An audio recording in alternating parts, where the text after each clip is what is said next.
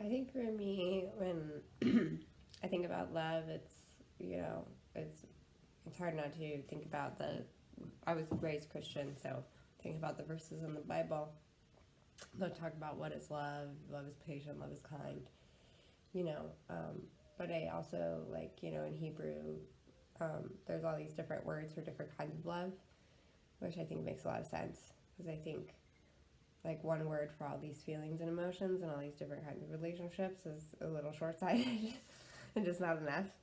I feel like that sometimes that English is limiting, um, but overall, like I've loved a lot of people, and I think that love is about sacrificing. Love is about forgiving, and I think that's what makes love a bit different. Is in other relationships that you have is that you're willing to forgive people, you're willing to move on from these things that if they hurt you, you're willing to work on stuff, and giving people that time to fix things, to be willing to fix it.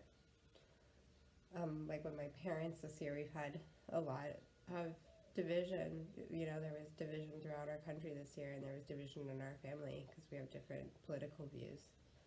But I think that's what makes love different is that they're my parents and I love them. And while I would maybe, not have some other relationships because of views, like I love my parents. And that may be controversial, but um, I think that's part of what love is, being able to see past someone's faults sometimes. So the next question seemed to be like a what do you do question, and um, which I think is a great question for the humanity of it, and because we all do so much, and I've really had to struggle with this in COVID about like what do I do.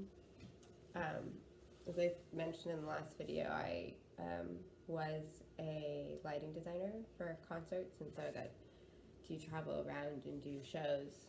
And because of COVID, I unfortunately, you know, um, survived for 6 months on my savings, like, and I didn't get any unemployment. And, but I had to get a job, and so now I'm working at a large corporate retailer. This little dog is one of their logos, and it's so hard to go from making art, and being around art and being around performance and that energy all the time, and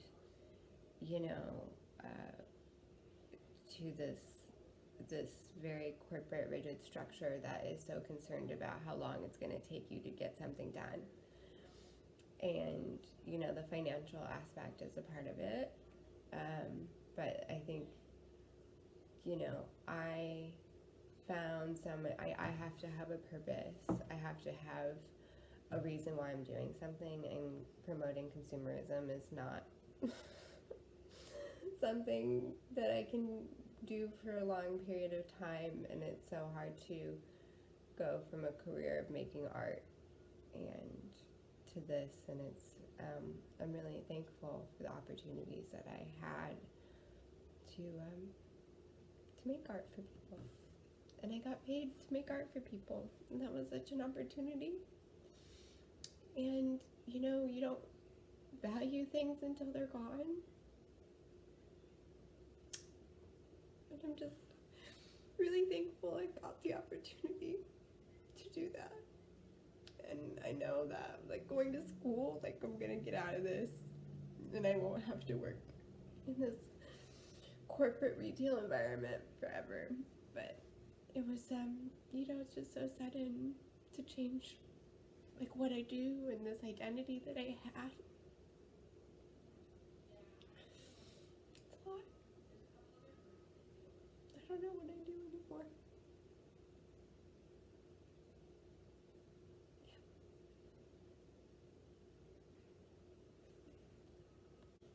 So with the pandemic, like I said, and I've had to change jobs now, I'm making way less than I used to make, and that reality of not having enough money is really real now. Which I have been, I'm I'm in my 30s, and so I've been here. I've been in this situation where I didn't have much money, but I was much younger. You know, didn't have a car payment.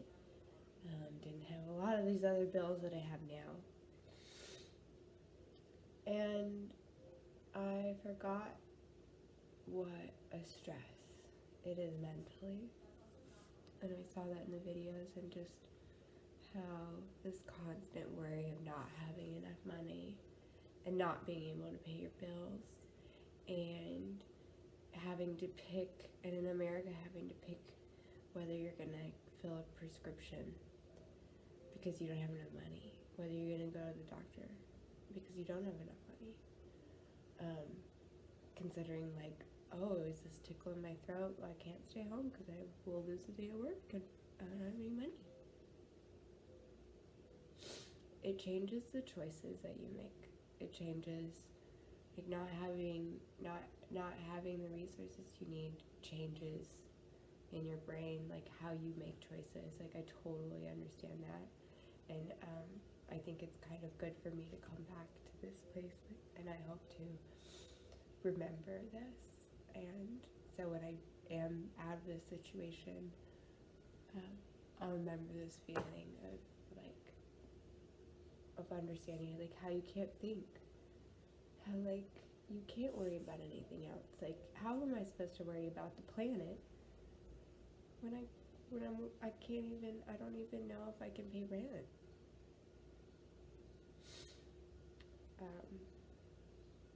So I get it, and